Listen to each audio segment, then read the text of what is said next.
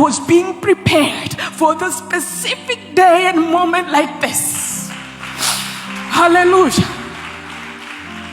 I did not know that mess, that hurtful, painful journey I went through was a preparation to be a rightful vessel to be used at this moment.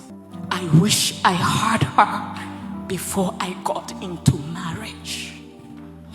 I wish ningekutana naye.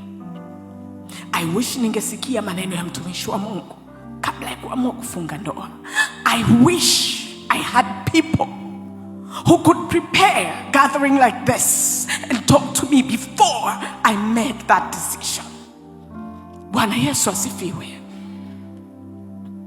Girls, daughters of Zion, you're lucky.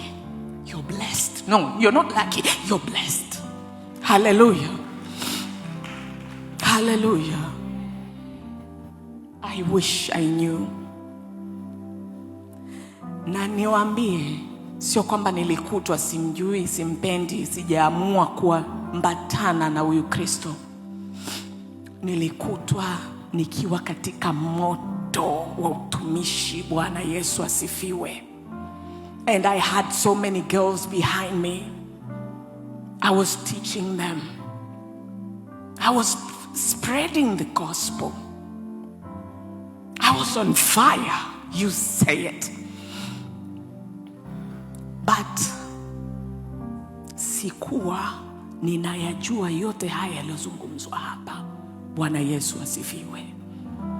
But most of all, I did not know who I was. Most of all, I was not rooted in Christ. Bwana Yesu asifiwe. I was in Christ, but I was not rooted. Nimeambiwa kuwa rooted, napaswa kulijua neno la Mungu.